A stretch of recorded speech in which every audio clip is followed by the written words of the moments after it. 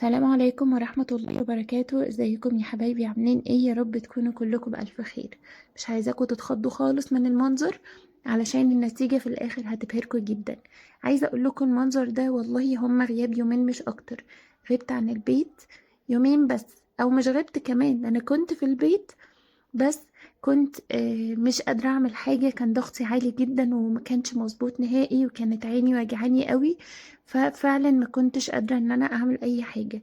في العادي انا اصلا لما ببقى تعبانة والله ما برتاح، زي اي ست بيت. بنبقى تعبانين وبنيجي على نفسنا وبرضه بنشتغل. عايزة اقول لكم اليومين دول يا دوب بس انا تعبت فيهم، الدنيا اتقلبت. الدنيا اتقلبت فوقاني تحتاني، اللي بيشيل حاجة واللي بياكل حاجة واللي بيعمل حاجة، ما بيروقش مكانه ولا بيكنس مكانه ولا بينظف مكانه.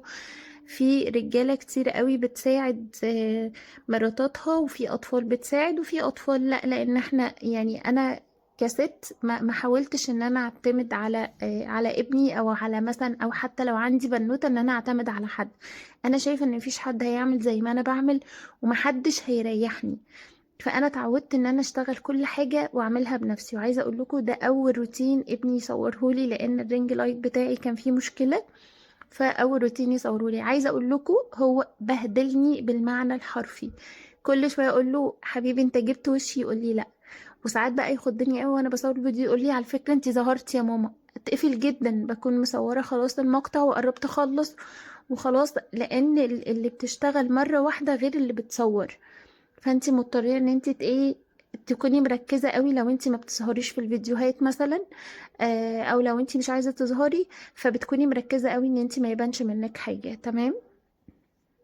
فانا طبعا ابتديت ان انا نفضت الشباك كويس جدا. انا طبعا عملت البيت كله، بس دي الاوضه حقيقي اللي كانت مكركبه قوي. البيت كله كان ما شاء الله كان نظيف، لان الاوضه التانية محدش بيدخلها كتير. الاوضه دي احنا بنحب نقعد فيها وناكل فيها وننام فيها وكل حاجه، نحس انها فيها دفى كده وبنمكن كلنا فيها بمعنى اصح.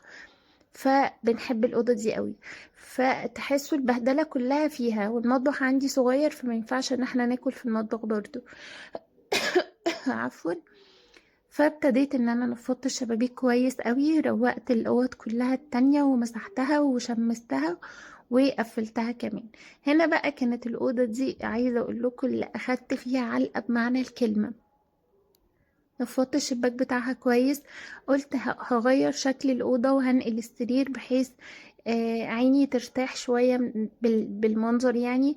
مش بحس ان انا نظفت قوي غير لما بغير من منظر المكان، بحس فعلا ان انا نظفت. كانش هينفع اغسل الحيطة غير لما اكنس كويس جدا، علشان المية ما تجيش على التراب وتعمل لي طينة كتير في الأرضية وتحيرني في وقت المسح. تمام. فقلت ان انا ايه، هكنس.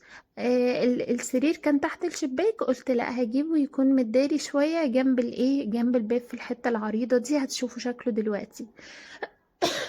ومسكت الحيطة عندي كان ليا حوالي، يعني عايزة اقول لكم فترة حلوة قوي ما عملتش الحركة دي بقى. بس قلت بقى خلاص، مادام هشتغل ومادام هعمل يبقى مرة واحدة، ومادام هي الأوضة دي اللي هناخد فيها العلقة دي يبقى نهتم بيها كويس قوي.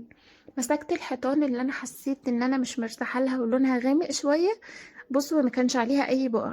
ابتديت ان انا ايه المعها وايه وانضفها كويس قوي. تمام. الاكباس دي امان، امان يعني بمعنى اصح. فما تقلقوش منها، علشان في ناس بتقول لما الاكباس دي لما بنجيب جنبها ميه بتكهرب، لا خالص، الاكباس دي بتكون امان شويه حتى علشان الاطفال ما يقدروش يدخلوا فيها حاجه. هنا بقى انا نقلت السرير، يعني مسحت مكان، غسلت الحيطه بتاعته ونشفتها كويس قوي، وبعد كده مسحت مكانه ورجعت كل حاجة مكانها تحت السرير.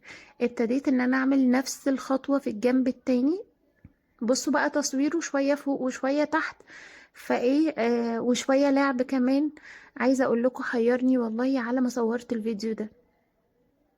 كنست الجنب ده كمان ومسحته، ونقلت الشيزلونج في الجنب ده في الوش، وهحط الشاشة في وش الشيزلونج بالظبط. وجبت السرير جنب الباب. هنا بقى كنت انا جايبه حاجات رمضان، انا كل سنه بجيب، فكان عندي فراغ كتير وحاجات كتير. فقلت الاوضه دي بما اننا هنرمضم فيها او هنقعد فيها وناكل ونشرب فيها بعيد عن الصاله خالص، فههتم بيها شويه وازينها على مزاجي يعني. فاهتميت بالاوضه دي قوي في التزيين. انا زينت الصاله برضو بفروع تانية بس حاجات اهدى شويه بسيطه. عمري ما كنت بحب ازين الورق اللي هو المثلثات ده، بس قلت هجرب المره دي. ده شكل الأوضة بعد ما خلصت، وأتمنى